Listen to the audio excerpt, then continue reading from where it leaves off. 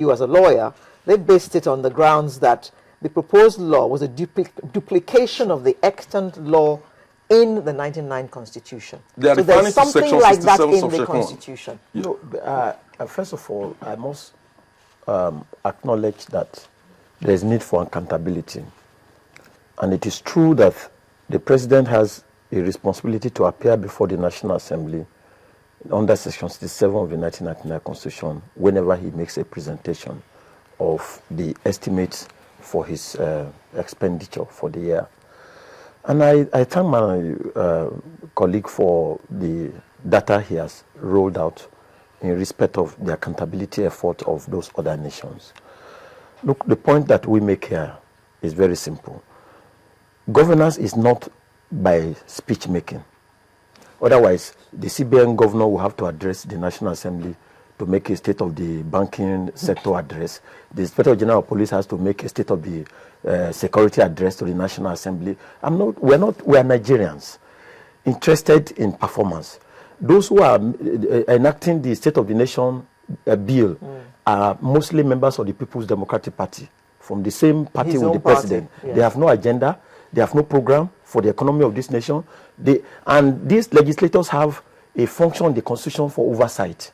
In other words, by the time they pass a budget in every year, they have a responsibility to oversee the performance of the functions of those various agencies that they have allocated money to. They don't do that one. They collaborate with them. They are absent in the proceedings virtually on the greater number of days than they are present. And most of them are contractors who are using their influence to collect contract from various agencies and will not perform.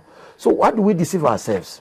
Because when you don't use the statistics of other nations where they have been able to make substantial progress in terms of anti-corruption and use it as a basis for saying that we must promulgate State of the Nation address. I have nothing against it. If the president wants to sign, let him sign. If he doesn't want to sign, based on Section 67, it's the problem between him and PDP.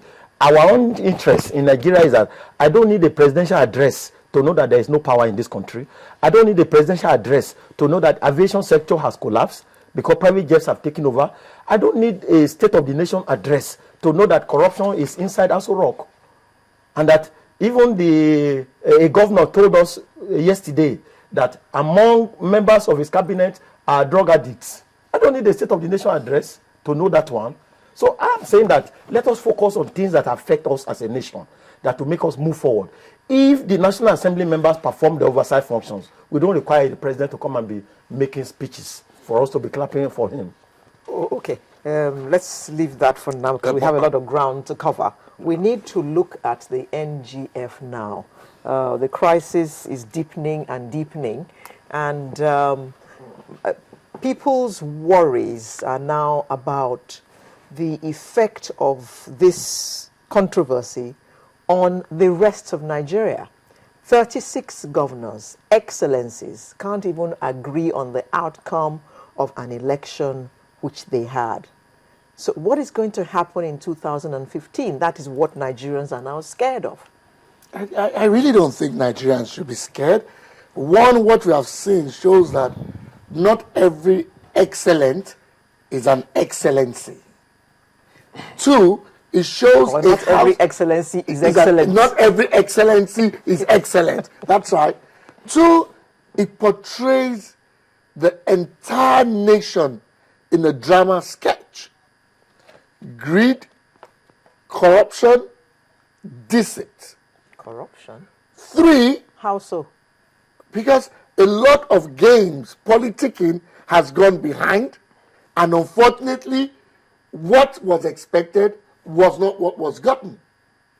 Three, you see a house divided against itself. Out of the 36, I believe PDP has quite a sizable number. If that house is not divided, we would have seen something else. Four, I look at all of them with due respect to their position as governors, and I sit back and laugh and say, what message do we want to pass to little ones?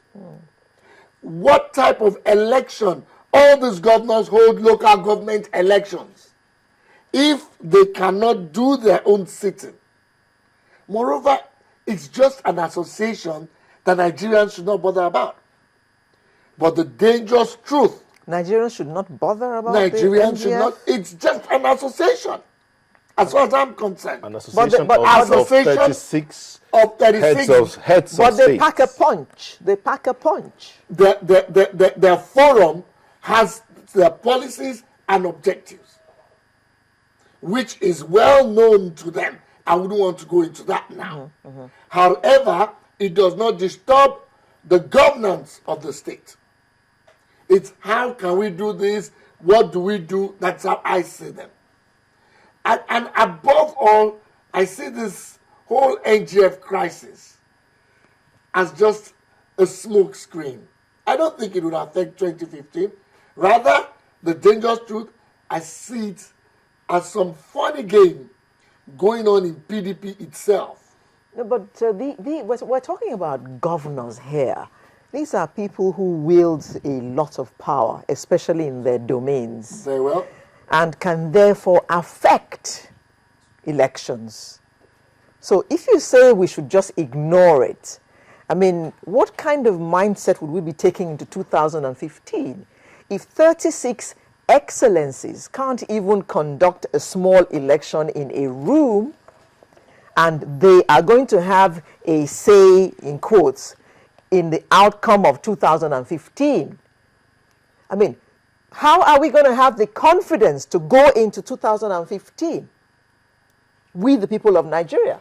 Mr. Shomi. It's sad that we found ourselves in this situation. Politically speaking, you can see that is a replay of June 12, when people have voted, no matter whether it's a small gathering of 10 people or 1 million people. And we have subjected ourselves to that process. We must respect the outcome. The outcome. We cannot go back and say we have an understanding a month ago. And based You on should the have said that understanding, before the you should have election. said that and refused to participate. The moment you have participated, governors must just learn how to respect the outcome of that election. That is one. But the other side of it is people are underplaying the importance of the Nigerian Governors Forum. It is not in the Constitution. It is not illegal. It is an association that has a right to exist and that is registered and known to the Corporate Affairs Commission. It has trustees. So let us make it clear, it is legal, but it is not one of those organs of government provided for in the Constitution. One major thing which Nigerians are not being told is the fact that the NGF came into being with a view to control the opposition governors from going to court on illegal diversion of allocation by federal government, which started with the Obasanjo's regime as far back as 1999.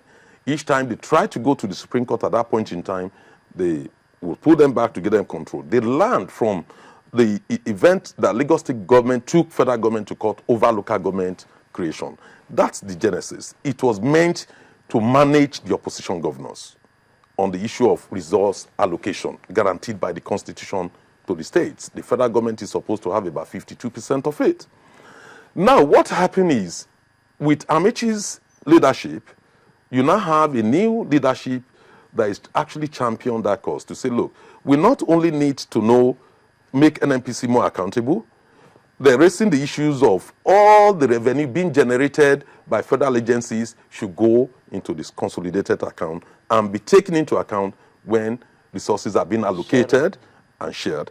They're also raising the issue of unfair, federal government directly dipping his hand to say that, look, we are deducting this and deducting that, either for sovereign wealth fund or for one project or the other. And that they are trying to assert the fact that the federations, Nigeria is a federal country, and the states are the constituting parts of it. Therefore, you cannot dip our hands into the wallet. They're already in court on the issue of the money. Nobody's talking about it. We've seen recently how federal government has not been able to contain oil theft, and we also seen how they've not been able to come up with money on oil that has been sold, because a lot of resources are being used to service old debts, which the government keeps piling on. And therefore, the resource allocation to the states and local government are nothing near the 48% which they are supposed to be. currently. So that is the real issue. The NGF is now taking the federal government